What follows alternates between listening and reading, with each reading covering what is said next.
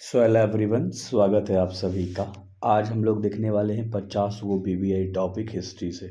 बस इतना टॉपिक तैयार कर लोगे तो भी आपका पूरा प्रिपरेशन हो जाएगा और हिस्ट्री में आप 100 में 98-99 नंबर आराम से लेकर आ जाओगे।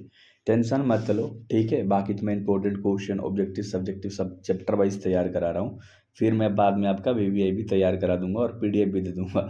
तो डरना मत मेरे भाई, ठीक है। कि ये टॉपिक नहीं किया दो, एक बार देखो कि ये टॉपिक में तुमने कितना कवर करा है, ठीक है। तो आइए और देखते हैं सारे के सारे टॉपिक को। जैसे हड़प्पा सभ्यता हो गया, चैप्टर फर्स्ट में है। हड़प्पा नगर योजना चैप्टर फर्स्ट में ही है। हड़प्पा की आर्थिक व्यवस्था चैप्टर फर्स्ट में ही है। हड़प्पा का व्यापार फर्स्ट में ही है और हड़प्पा सभ्यता का पतन फर्स्ट में ही है। तो ये फर्स्ट चैप्टर से इतने सारे टॉपिक हैं जहाँ से सवाल बनता है हर बार। या तो 2 नंबर में बना देगा या तो 5 नंबर में बना देगा।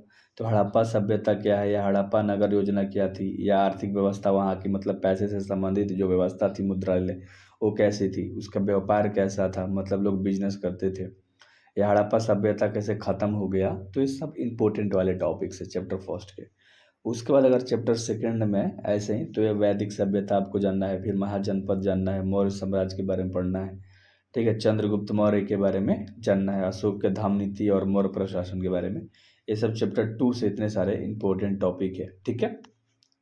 तो ये सब इजी इजी वाले टॉपिक हैं, ये सब आप इजली पढ़ रहे हो, या अगर मैं पढ़ा रहा हूँ आप लोगों को तो आप बेहतर तरीके से चीज़ें कंप्लीट कर पा रहे हो। अगर आप लोग कहोगे अभी मैं ऑब्जेक्टिव कराता हूँ, सब्जेक्टिव कराता हूँ, वीवीआई क्वेश्चन कराता हूँ, पीवाईक्यूज कराता हूँ, ये सब चीज़ें कराता हूँ। अगर आप मेरे से कहोगे तो मैं थ्योरी भी आप सभी को पढ़ाऊँगा, मतलब चैप्टर फर्स्ट पूरा पढ़ाऊँगा, फिर सेकेंड थर्ड ऐसे करके पढ़ा भी दूंगा, ठीक है।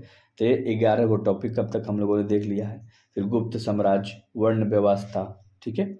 उसके बाद अगला है हमारा जाति प्रथा, महाभारत, बौद्ध धर्म, जैन धर्म, बौद्ध संगीति, बौद्ध स्तूप, ये सब हमें पढ़ना है। अच्छा, एक चीज़ मैं अभी आप लोगों के सामने बोलना चाहूँगा मेरे भाई, ठीक है। कि अगर आपको ध्यान से सुना, 3 गो कंडीशन है। अगर आपको नोट्स लेना है, ये चैप्टर वाइज होता है, मतलब थ्योरी। फिर उसके बाद वीवीआई क्वेश्चन बना रखा है, ऑब्जेक्टिव और सब्जेक्टिव, ठीक है। उसमें सब पीवाईक्यूज इंक्लूड है। फिर मैंने गाइड बनाया है, जैसे आप एग्ज़ाम के लिए गाइड लेते हो ना मार्केट से, तो गाइड बनाया है। तीनों आपको सामने यहाँ पर चल रहा होगा सामने से। बहुत अच्छा, अब तक का सबसे बेस्ट है। रिव्यू में बच्चे बहुत प्यार कर रहे हैं, बोल रहे कि सर ऐसा तो बड़े बड़े नहीं देते हैं जिनके पास 2-2 मिलियन है, 1-1 मिलियन है, 1.5-1.5 मिलियन है, जो बैच बेचते हैं नामी नामी है, वे सब भी ऐसा कंटेंट नहीं देते हैं। तो भाई मेहनत लगती है, देखो मेहनत इतना कोई करेगा नहीं, ठीक है। जो है उनके पास वहीं दे देंगे, ठीक है। अब वो लोग बहुत सारा देते हैं, उतना में तो पढ़ लोगे तो टॉपर बनना निश्चित है। बहुत सारा देते हैं सब कंटेंट, ऐसा नहीं भाई, मेरा लिमिट कंटेंट है, ठीक है, और एकदम मस्त है। इतना बड़ा के 16-16 टॉपर निकाला है। तो आप ले सकते हो इस नंबर पे व्हाट्सएप करके, या डिस्क्रिप्शन में ऐप होगा, सुन रहे हो ना, ऐप पे जाके ले सकते हो, ऐप में डाला हुआ है। चलो आगे के टॉपिक कवर करते हैं। ये सब चीज़ें तो है वो आपके लिए है, अगर लेना हो तो आप लोग मतलब ले लो, एक भी गलत नहीं रहता, इसलिए मैं बोलता हूँ मार्केट से मत लेना। अगला है कि महाभारत, बौद्ध, जैन, बौद्ध संगीति, बौद्ध स्तूप, ये सब भी इम्पोर्टेंट है, ठीक है। बौद्ध धर्म, जैन धर्म से संबंधित आपको पढ़ना है ना। उसको तो आप जानते हो कि अजंता एलोरा गुफा है, ठीक है। ये तो आप जानते हो, कहोगे हाँ जी सर ये तो हम जानते हैं, ठीक है। अगला है दक्षिण भारत के राज्य, फिर चोल साम्राज्य, विजयनगर साम्राज्य, भक्ति आंदोलन, सूफी आंदोलन, ये तो बहुत इंपॉर्टेंट है। विजयनगर साम्राज्य भी इंपॉर्टेंट है, ठीक है। ठीक है, ये सब आपको पढ़ना है। आप लोग लिख के रख सकते हो कॉपी में, ठीक है, ताकि इस पर ज़्यादा आप रिवीजन करो। कबीर के विचार, गुरु नानक के विचार, दिल्ली सल्तनत, मुगल साम्राज्य, ठीक है, ये भी देखो इंपॉर्टेंट है। दिल्ली सल्तनत और मुगल साम्राज्य बहुत इंपॉर्टेंट है। अगला टॉपिक है हम लोग पास कि अकबर की धार्मिक नीति, ठीक है। मनसबदारी व्यवस्था, भू राजस्व व्यवस्था, किसान और जमींदार, अस्थाई बंदोबस्त और रैयतवाड़ी व्यवस्था। तो ये सब आपको करना है, ठीक है। बहुत अच्छे तरीके से आप कर लोगे, मुझे पता है अच्छे तरीके से तैयार कर लोगे।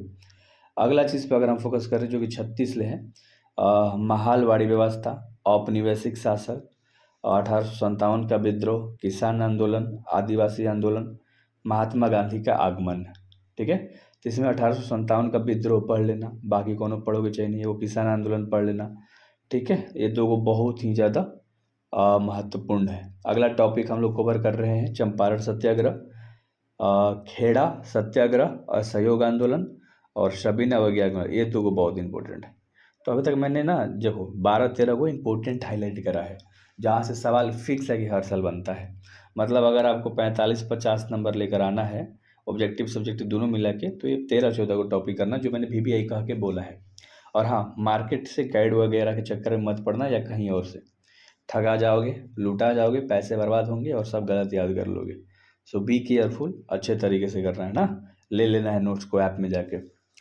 भारत छोड़ो आंदोलन, ठीक है, ये भी बहुत इंपॉर्टेंट है। भारत का विभाजन इंपॉर्टेंट है, संविधान सभा इंपॉर्टेंट है, और भारतीय संविधान का निर्माण और भीमराव अंबेडकर की भूमिका। देखो लास्ट में सब इंपॉर्टेंट टॉपिक मैंने ले रखा है, सभी के सब इंपॉर्टेंट टॉपिक मैंने ले रखे हैं। तो 50 वो भी एक टॉपिक था। अगर आप ऐसे ही अगर इस पे बढ़िया प्यार दिखा देते हो तो आगे पॉलिटी जियोग्राफी उन सब पे भी मैं भी एक टॉपिक आप सभी को दे दूंगा। ठीक है, तो इतना याद रखना, ये बहुत इंपॉर्टेंट था। इस वीडियोस को लाइक एंड सब्सक्राइब करना, ये आर्ट्स के लिए बेस्ट चैनल है, तो सब्सक्राइब कर ही लेना, छोड़ना मत। ठीक है, बेस्ट ऑफ लक।